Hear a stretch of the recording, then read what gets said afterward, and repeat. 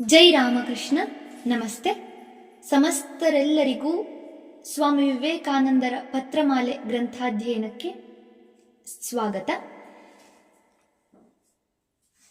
ನಮ್ಮ ಭಾರತ ದೇಶವನ್ನ ತಿಳಿಯಬೇಕಾದರೆ ಸ್ವಾಮಿ ವಿವೇಕಾನಂದರನ್ನ ತಿಳಿಯಲೇಬೇಕಾದ ಅವಶ್ಯಕತೆ ತುಂಬಾ ಇರುವುದರಿಂದ ಇಂದಿನಿಂದ ಸ್ವಾಮಿ ವಿವೇಕಾನಂದರ ಪತ್ರಮಾಲೆ ಎಂಬ ಗ್ರಂಥವನ್ನ ಧ್ವನಿಯ ಮೂಲಕ ಪ್ರಸಾರ ಮಾಡಲಾಗುತ್ತಿದೆ.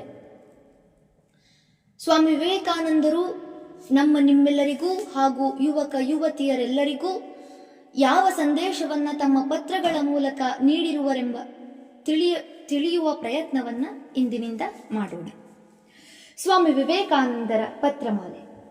ಶ್ರೀ ಪ್ರಮದದಾಸ್ ಮಿತ್ರರಿಗೆ, ಶ್ರೀರಾಮಕೃಷ್ಣರಿಗೆ ಅನಂತಾನಂತ ಪ್ರಣಾಮಗಳು. ಬಾರಾನ ಗೋರ್ಮಠ, 19 ನವೆಂಬರ್ 1888. ಪೂಜ್ಯ ಮಹಾಶಯರೇ, ನೀವು ಕಳುಹಿಸಿದ 2 ಪುಸ್ತಕಗಳು ನನ್ನ ಕೈ ಸೇರಿದವು. ನಿಮ್ಮ ಹೃದಯ ವೈಶಾಲ್ಯ ಮತ್ತು ಔದಾರ್ಯವನ್ನ ಸೂಚಿಸುವ ಸುಂದರವಾದ ಒಲುಮೆಯ ಪತ್ರವನ್ನು ಓದಿ ನನಗೆ ತುಂಬಾ ಆನಂದವಾಯಿತು. ನಿಜವಾಗಿ ತಿರುಪೆ ಎತ್ತಿ ಜೀವಿಸುವ ನನ್ನಂತಹ ಭಿಕ್ಷುಕನಿಗೆ ನೀವು ಇಷ್ಟೊಂದು ಕರುಣೆ ತೋರಿಸಬೇಕಾದರೆ ಇದಕ್ಕೆ ನನ್ನ ಪೂರ್ವಜನ್ಮದ ಒಳ್ಳೆಯ ಸಂಸ್ಕಾರಗಳೇ ಕಾರಣ. ನಿಮ್ಮ ವೇದಾಂತ ಗ್ರಂಥಗಳನ್ನು ದಾನ ಮಾಡಿ ನೀವು ನಾನೊಬ್ಬನೇ ಅಲ್ಲ, ಇಡೀ ರಾಮಕೃಷ್ಣರ ಸನ್ಯಾಸಿಗಳ ತಂಡವೇ ಜೀವಾವಧಿ ನಿಮಗೆ ಕೃತಜ್ಞರಾಗಿರುವಂತೆ ಮಾಡಿರುವಿರಿ. ಅವರೆಲ್ಲ ನಿಮಗೆ ಗೌರವದಿಂದ ಮಣಿಯುವರು. ನಾನು ನಿಮ್ಮನ್ನು ಪಾಣಿನಿಯ ವ್ಯಾಕರಣವನ್ನು ಕೇವಲ ನನ್ನ ಸಲುವಾಗಿ ಕೇಳಲಿಲ್ಲ. ಈ ಮಠದಲ್ಲಿ ಸಂಸ್ಕೃತ ಗ್ರಂಥಗಳ ವ್ಯಾಕರಣಕ್ಕೂ ಹೆಚ್ಚು ಗಮನ ಕೊಡಲಾಗಿದೆ. ಬಂಗಾಳದಲ್ಲಿ ವೇದಗಳು ಅಷ್ಟಾಗಿ ಪ್ರಚಾರದಲ್ಲಿಲ್ಲ ಎಂಬುದೇನೋ ನಿಜ. ಮಠದಲ್ಲಿರುವವರಲ್ಲಿ ಅನೇಕರಿಗೆ ಸಂಸ್ಕೃತ ಜ್ಞಾನವಿದೆ.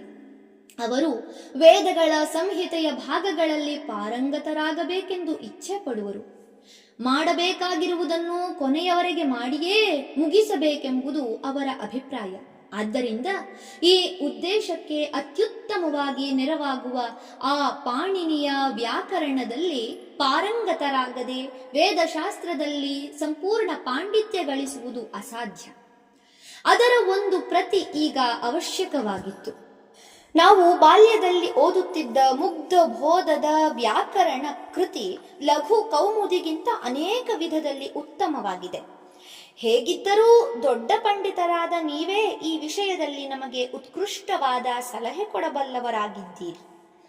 ಪಾಣಿನಿಯ ಅಷ್ಟಾಧ್ಯಾಯಿಯೇ ಅತ್ಯಂತ ಯೋಗ್ಯವಾದುದೆಂದು ನೀವು ಅಭಿಪ್ರಾಯಪಟ್ಟರೆ ಅದನ್ನು ನೀವು ಕಳುಹಿಸುವುದರಿಂದ ನಾವೆಲ್ಲ ಜೀವಾದ್ಯಂತ ನಿಮಗೆ ಕೃತಜ್ಞರಾಗಿರುತ್ತೇವೆ. ನಿಮಗೆ ಅನುಕೂಲವಾಗಿದ್ದರೆ ಮತ್ತು ನೀವು ಕಳುಹಿಸಲಿಚ್ಛಿಸಿದರೆ ಮಾತ್ರ ಹಾಗೆ ಮಾಡಿ. ಈ ಮಠದಲ್ಲಿ ಸತತ ಪ್ರಯತ್ನಿಸುವವರಿಗೆ, ಮೇಧಾವಿಗಳಿಗೆ ಹಾಗೂ ಸೂಕ್ಷ್ಮಗ್ರಾಹಿಗಳಿಗೆ ಅಭಾವವಿಲ್ಲ. ಗುರು ಮಹಾರಾಜರ ಕೃಪೆಯಿಂದ ಸ್ವಲ್ಪ ಕಾಲದಲ್ಲಿಯೇ ಅವರು ಪಾಣಿನಿಯ ಪದ್ಧತಿಯಲ್ಲಿ ಪಾಂಡಿತ್ಯ ಪಡೆದು ಅನಂತರ ಬಂಗಾಳದಲ್ಲಿ ವೇದಗಳನ್ನು ಪುನಃ ಪ್ರಚಾರಕ್ಕೆ ತರುವರೆಂದು ನನಗೆ ಭರವಸೆ ಇದೆ.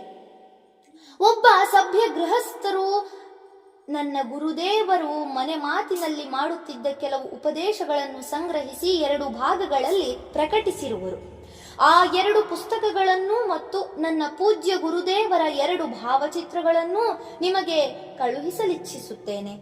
ನೀವು ದಯವಿಟ್ಟು ಅವನ್ನು ಸ್ವೀಕರಿಸಿ ನನಗೆ ಸಂತೋಷವೀಯುವಿರೆಂದು ನಂಬಿದ್ದೇನೆ. ನನ್ನ ಆರೋಗ್ಯ ಈಗ ಬಹಳ ಮೇಲಾಗಿದೆ. ಇನ್ನು 2-3 ತಿಂಗಳಲ್ಲಿ ನಿಮ್ಮ ಭೇಟಿ ಮಾಡುವ ಭಾಗ್ಯ ನನಗಿದೆ ಎಂದು ನಿರೀಕ್ಷಿಸುತ್ತಿದ್ದೇನೆ. ನಿಮ್ಮ ವಿವೇಕಾನಂದ. ಧನ್ಯವಾದಗಳು. ಮಾಸ್ಟರ್ ಮಹಾಶಯರಿಗೆ. ಅಣ್ಪುರ್, ಫೆಬ್ರವರಿ 7, 1889. ಪ್ರಿಯ ಮಹಾಶಯರೇ, ನಿನಗೆ 1000 ಬಾರಿ ವಂದನೆಗಳು. ಶ್ರೀರಾಮಕೃಷ್ಣರನ್ನು ನೀನು ಸರಿಯಾಗಿ ಅರ್ಥ ಮಾಡಿಕೊಂಡಿರುವೆ. ಅಯ್ಯೋ, ಅವರನ್ನು ಅರ್ಥ ಮಾಡಿಕೊಳ್ಳುವವರು ಎಷ್ಟು ಕಡಿಮೆ ಮಂದಿ. ನಿನ್ನ ವಿವೇಕಾನಂದ. ವಿಶೇಷ ಸೂಚನೆ. ನನ್ನ ಹೃದಯ ಸಂತೋಷದಿಂದ ತುಂಬಿ ತುಳುಕಾಡುತ್ತಿದೆ. ಇನ್ನು ಮುಂದೆ ಭೂಮಂಡಲದಲ್ಲಿ ಶಾಂತಿಯನ್ನು ಬೀರುವಂತಹ ಸಿದ್ಧಾಂತದ ಪ್ರಚಾರದಲ್ಲಿ ಯಾರಾದರೂ ಸಂಪೂರ್ಣವಾಗಿ ತನ್ಮಯರಾದುದನ್ನು ನೋಡಿದಾಗ್ಯೂ ನಾನಿನ್ನೂ ಹುಚ್ಚನಾಗಿರಲಿಲ್ಲವಲ್ಲ ಎಂಬುದೇ ನನಗೆ ಆಶ್ಚರ್ಯ. ವಿವೇಕಾನಂದ. ಶ್ರೀ ಪ್ರಮದದಾಸ್ ಮಿತ್ರರಿಗೆ ಮತ್ತೊಂದು ಪತ್ರ. ಶ್ರೀ ದುರ್ಗೆಯೇ ಶರಣು. ಬಾರಾನಗರ, 26ನೇ ಜೂನ್ 1889.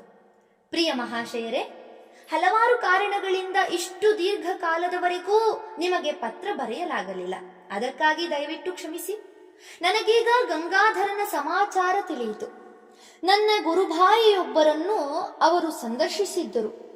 ಇಬ್ಬರೂ ಈಗ ಪವಿತ್ರ ಹಿಮಾಚಲದ ಉತ್ತರಾಖಂಡದಲ್ಲಿದ್ದಾರೆ. ನಮ್ಮಲ್ಲಿ 4 ಈಗಾಗಲೇ ಹಿಮಾಲಯದಲ್ಲಿದ್ದಾರೆ. ಗಂಗಾಧರನೂ ಸೇರಿ ಈಗ 5 ಗುರುಭಾಯಿಗಳಲ್ಲಿ ಒಬ್ಬರಾದ ಶಿವಾನಂದರು ಪವಿತ್ರ ಕೇದಾರನಾಥಕ್ಕೆ ಹೋಗುತ್ತಿದ್ದಾಗ ದಾರಿಯಲ್ಲಿ ಶ್ರೀನಗರದಲ್ಲಿ ಗಂಗಾಧರನನ್ನು ಸಂಧಿಸಿದರು. ಗಂಗಾಧರ ಇಲ್ಲಿಗೆ 2 ಕಾಗದಗಳನ್ನು ಬರೆದಿದ್ದಾನೆ. ಹಿಮಾಲಯದಲ್ಲಿದ್ದಾಗ ಮೊದಲನೆಯ ವರ್ಷ ಟಿಬೆಟ್ ಪ್ರವೇಶಿಸಲು ಅವನಿಗೆ ಅಪ್ಪಣೆ ಸಿಗಲಿಲ್ಲ.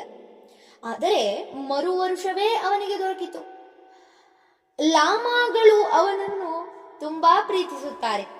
ಅವನು ಟಿಬೆಟ್ ಭಾಷೆಯನ್ನು ಕಲಿತಿರುವನು. ಅವನ ಹೇಳಿಕೆಯ ಪ್ರಕಾರ ಅಲ್ಲಿಯ ಜನಸಂಖ್ಯೆಯಲ್ಲಿ 90% ಮಂದಿ ಲಾಮಾಗಳು. 3/4 ಮಂದಿ ಎಲ್ಲ ತಾಂತ್ರಿಕ ಆಚಾರದ ಪೂಜೆಯನ್ನೇ ಅನುಸರಿಸಿರುವರು. ಆ ದೇಶದಲ್ಲಿ ವಿಪರೀತ ಚಳಿ. ಒಣಗಿದ ಮಾಂಸವನ್ನು ಬಿಟ್ಟರೆ ಬಹುಶಃ ತಿನ್ನುವುದಕ್ಕೆ ಇನ್ನೇನೂ ಇಲ್ಲ. ಗಂಗಾಧರ ಆ ಆಹಾರವನ್ನು ತಿಂದೇ ಸಂಚಾರ ಮಾಡಬೇಕಾಗಿತ್ತು. ನನ್ನ ಆರೋಗ್ಯ ಹಾಗೇ ಇದೆ, ಆದರೆ ಮನಸ್ಸಿನ ಸ್ಥಿತಿ ಭಯಂಕರವಾಗಿದೆ. ನಿಮ್ಮ ವಿವೇಕಾನಂದ. ಧನ್ಯವಾದಗಳು. ಸಂಚಿಕೆ 1 ಮುಕ್ತಾಯವಾಯಿತು. ಮುಂದುವರಿದ ಪತ್ರಮಾಲೆ ಮುಂದಿನ ಸಂಚಿಕೆಯಲ್ಲಿ. ಓಂ ಶಾಂತಿ ಶಾಂತಿ ಶಾಂತಿ. ಹರಿ ಓಂ ತತ್ಸತ್. ಶ್ರೀರಾಮಕೃಷ್ಣಾರ್ಪಣಮಸ್ತು. ಸರ್ವೇ ಜನ ಸುಖಿನೋ ಭವಂತು. ಜೈ ಶ್ರೀ